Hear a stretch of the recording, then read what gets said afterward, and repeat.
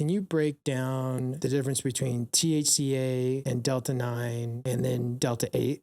Yeah, definitely.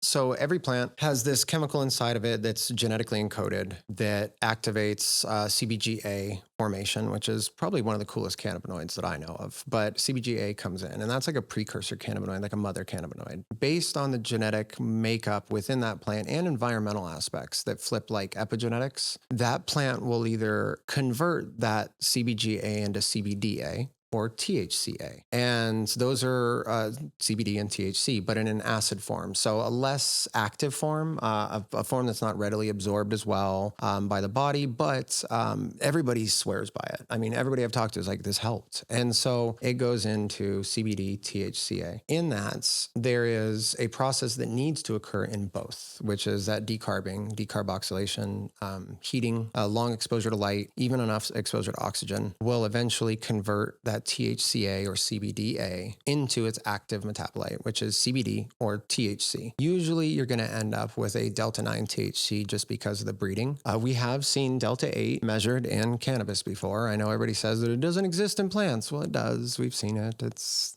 not common right now, but it does exist, just in smaller amounts that would take a lot to extract. By heating THCA, yes, it does convert to Delta-9, which is one of the things that like everybody who gets in this needs to be aware of, is like, don't cheap out on your shipping. Watch your environmentals whenever you're shipping. How long is it going to ship over a weekend? Is it going to sit inside of a hot truck for 3 days? I mean, you've had cases with multinational shippers, right, like FedEx, where they seize the property and hold it, and then they're like, It well, gets we're going to warm. test everything. Yeah. And it's like, well, it's summertime right now, and you've got that in a big metal can. Like it's converted. Yeah. So it's going to be a lot of Delta-9, at least half, because of that. And so there is a safety concern to that as a business, that you want to be mindful of your product's age, its exposure to light, heat, open air for a long time. So people that buy older material relying on COAs from a couple years or a year ago, if it wasn't stored properly, theoretically, it could have gone over the threshold in storage. Up to Delta-9 THC. Right, which is why they gave things like the 1% negligence limit and things like that, because they're like, hey, environmentals happen. We understand we said 0.3%,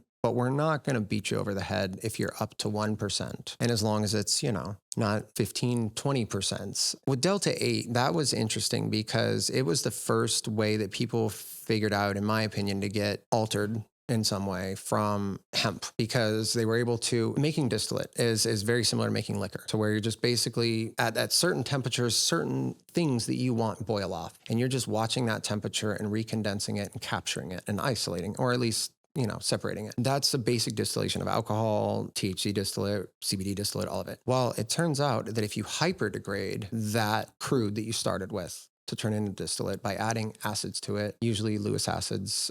There's a whole problem behind that, but Lewis acids, creating a very low pH and then running through a distillation process under high vac, actually changes the molecular, and like I said, there's chemists that are way beyond me, but it changes the structure from a Delta-9 molecule to a Delta-8 molecule, which they're very close together on testing. For a long time, they couldn't even test from independently, except for a couple of people. At that point, people were mass adopting THC. A lot of them didn't know that it was Delta-8 because they weren't educated on it. Everybody was like, oh, it's weed, which is another thing of like, just because you're selling fake drugs doesn't mean that you're not guilty of selling drugs. Yeah. So on the flower side, with the hemp bill, they're getting around it with THCA flower. Mm-hmm. On the extract side, they're getting around it with Delta-8 THC.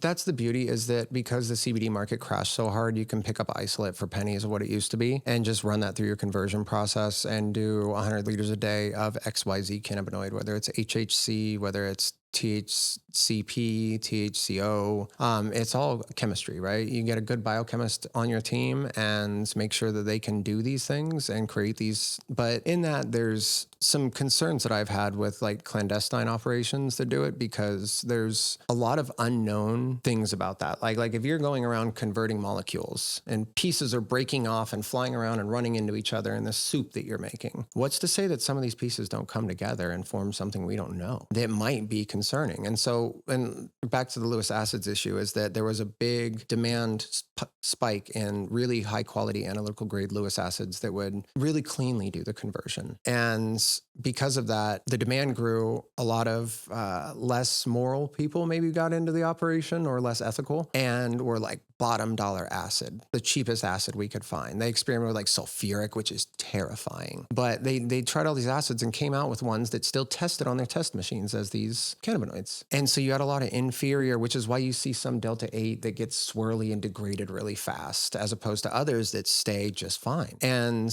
that's kind of the issue that I've had with that whole thing, is just unscrupulous people putting, unknowns out there, which are just doing nothing but reinforcing the position that hemp is weed and taking us back to where we were before, which is kind of my concern. I mean, Delta-8 has a place there. I know a lot of people that find relief from THC, but the Delta-9, especially the levels of today, are a little high for them. They can sometimes have a negative reaction to high THC. That's kind of the opposite of what they're going for. But what Delta-8 has allowed them to do is find a relief from a THC, get them understanding about cannabis and about the plant and looking into it a little bit more and learning more, and maybe hopefully changing a mindset on this whole thing. But also, it's because it's like half the high is the way I describe it. It's like a diet cannabis. Okay. People usually don't get paranoid like they do with high THC sometimes. Some people do have a hard time. But, and then also like, I'm going to just go pass out on the couch and not do anything. I know people that don't smoke weed because they're like, the only thing I do is eat everything and go to bed. Like, I don't need to do that every day. Yeah. But Delta-8, it loosens, then they're able to enjoy THC and have a good time and not suffer from either of those. It's actually kind of cool to see, like, and that's been my message to the recreational market that's just absolutely gone hard after hemp because of, they think it's biting out their market. And it's like, no, these are people who would never consumed your product. They don't like THC. They might get one from a friend one day, but they're not going to come buy your product. Now, if they get more familiar with it, with Delta-8 and, the paranoia of this is illegal goes away and all these other things kind of ease over time, that could be a consumer that you couldn't have otherwise had that eventually goes, maybe I'll just try these little 5 milligram gummies. And they find out they just ate too much last time or they smoked too much of it last time. And THC isn't evil. And now you have a consumer that wasn't one before. So it's really a positive. I think that the competition between these two is insane. They're driving each other. So, one of the biggest things I've always said to clients, to everybody, is lay your footprint while you have it. Like, you have a mechanism to lay your brand and lay your footprint on a national scale. And instead, you're going to sit in one state and complain about how this one thing in another state is killing your business. No, go build it. Go just shatter every idea and concept you ever had. Go put your brand out all the way across the nation through distros. The ability to white label in distro right now is easier than it's ever been.